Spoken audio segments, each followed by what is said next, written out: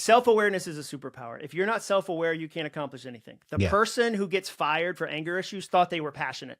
They go, what? The person that goes to the doctor, that the doctor says you're 50 pounds overweight, they're surprised. Because unless you have self-awareness, you don't have a picture of reality. So part of self-awareness is overhearing what you're saying to yourself. So the other day, I caught myself saying out loud to somebody, yeah, I've kind of plateaued in my speaking career because I'm not a celebrity. Like you and I know celebrities who make 10 times what we make because they won a Super Bowl and then they go do a Q&A about it. They are in a movie and so I was saying to somebody, well, I'm stuck because I'm not a celebrity. I'll never make that amount of money.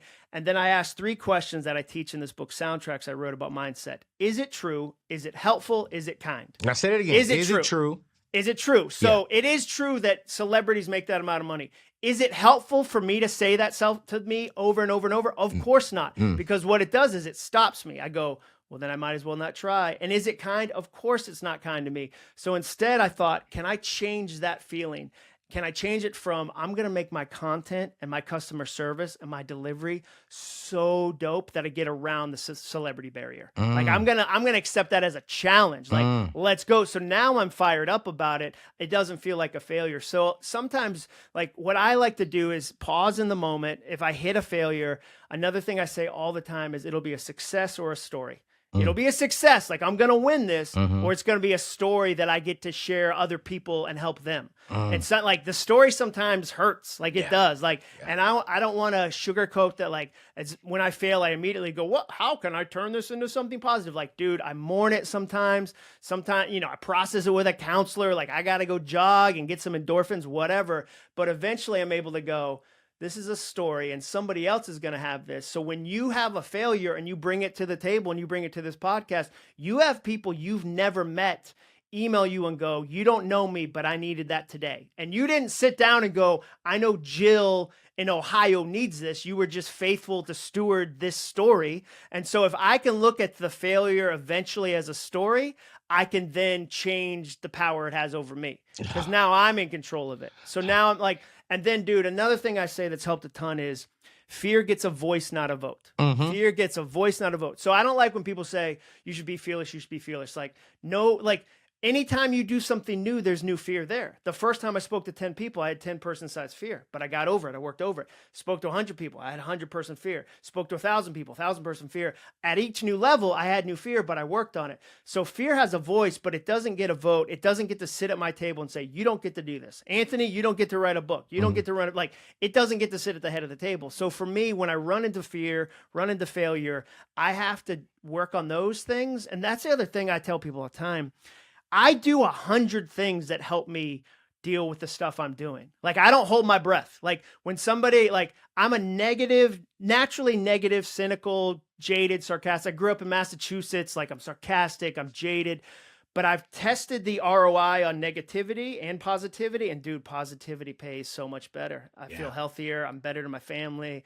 It's financially better, all that. So now I practice positivity. So when somebody tells me, man, like if somebody didn't eat all day and at the end of the day said, I'm hungry, I don't know why, I'd say, I know why you're hungry. You didn't eat all day. So when somebody says, I'm fearful, I'm negative, I'm whatever, I'll go, well, what'd you do all day? I don't starve my doubts. I drown them. Like I'm drowning them in truth. I'm drowning them in positivity. I'm drowning them in true statements. I'm drowning them in leaders I'm looking up to and getting inspired by. And so I'm doing that all day because I know left to my own devices, I'm going to be negative. I'm not going to believe it's going to work. I'm going to get down. Like, I'm not going to create books. I'm going to say, who am I to do this? Like, I'm going to give in to people that are criticizing me, whatever. So I work really hard to go, how do I push against that? So and that's something I try to do in my life. Man, John, you speaking good, man. This year, one of my goals, or one of our goals, my team's goal, is to hit 1 million subscribers on YouTube. And man, we were growing fast. We was doing like 20, 30, 40, 50,000 subscribers a month. And then it just got stale. It just dropped. Like, we was only getting 5,000. I'm like, wait, what's going on? Like, are we about to fail? Like, I didn't see myself progressing to hit the goal the way that I wanted to hit. And I remember telling myself, and it's so funny, you asked your 3 things, is it true? Is it true we're not hitting it. Yes, it is. Is it helpful to me to say that truth? No, it's not. And so I've learned it's like, all right, cool. We're going to pivot. We're going to look at what's happening. We're going to accept what's happening, but we're still going to push harder. We're still going to push wiser to hit the goal. And if we do not hit 1 million, we're going to hit close to it. We're going to hit close to it, and we come back and we pivot for next year, and we adapt and we adjust and we overcome. And I love how you really lay this out, you guys. And this is why you all need to get this book, because here's the truth. You know, all it does take is a goal. You can't just sit there and just expect things to happen to you without a strategy, without a plan, without you aiming at something. And this is why you all need to get my brother's book. It came out yesterday, the 12th of September, the 3-step plan to ditch regret and tap into your massive potential. This guy has written several books. I've read 4 of his books. I ain't gonna lie on my show, but I'm definitely gonna finish this book out. I'm already about 2 chapters in. Haven't read it all, but 2 chapters in, and I'm excited about it. By the time you all watch this show, I would have completed this book, and I'm going to hit my goals even better, because, you guys, it's the second half of the year. Let's be honest. It's the second half of the year, and some of you all have not even accomplished half of the goals that you set out at the beginning of this year. So I want to encourage you all to get this book, to read the book, and really come back and to really try to accomplish as many of your goals as you can before the end of this year. John, in the book, you talk about the best. Hold on just one second. Before we jump on that question, can I give you one suggestion? Yeah, talk to me. If you haven't already done this, I think you should print out a picture of the 1 million subscriber plaque and go ahead and frame it. Like, I think you need to hang that up wherever you work. I think you need to hang that up. Go ahead and hang that up. I think you need to see it a couple times a day. Like, dude, I think you need to clear a space for it. Like, yeah. I think you need to make that as real as you can make, and just go ahead and start leaning into that. And then think about the mentality of, if we don't hit it by the end of the year, say it's February, say it's March, it's 3 months sweeter. I want you to think it's 3 months sweeter. It's 2 months sweeter. It's 4 months sweeter. Like, whatever it is, like, dude, it just stayed on the vine a little longer, and it's 4 months sweeter. Like, I think both of those things will help you go, yeah, with this is happening. And then, dude, imagine when you get the real one and you put it up next to the one you had done. Like, dude, that photo is fire. Like that, like, come on, dude. That photo is fire. Like, hey, you man, and the team. Listen, we're going to do that right now. Hey, Michelle, find me a fake, not a fake, but find me a picture of a plaque, and let's put it up. We're going to put it up in the studio. We're going to put it up in the studio. 100%. And every time we walk into the studio, we're going to see that. Yeah. You know, because that's 1 million lives that we want to impact. That's 1 million stories that we want to help share. And man, that's a great call out, because you're right.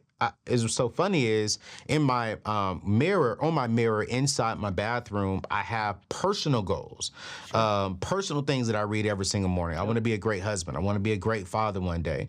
I want to have an true intimate relationship with my wife, not a sexual intimacy, but like a true intimate to where I hear her, she hears me. And that's on my mirror as far as in being a man. But I never thought about putting a plaque up. You know, I got the 100,000 plaque, you know. See, that's what I'm saying. Hang this one next to it, dude. Like, go ahead and create a space. John, you all right. You know what, CJ, team, we need to make some room. Yeah, and let's we're go. We're going to put a fake one, a gold one. It's going to say gold above it.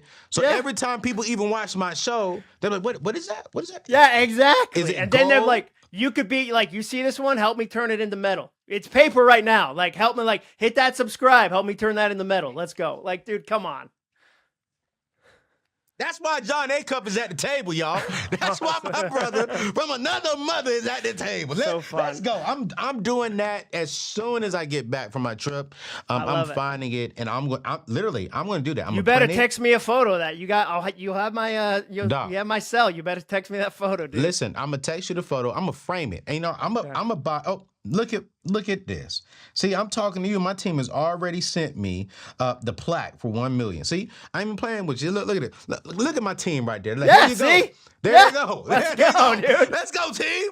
It's like, hey, let's get it. Oh, okay. I'm gonna print that out, and I'm gonna put it in an expensive frame, not no cheap frame. Yeah. I'm gonna put it in an expensive frame. Yeah. Oh, okay. This is This is it, dude. This is It's it. fun. This is it, man. This is good.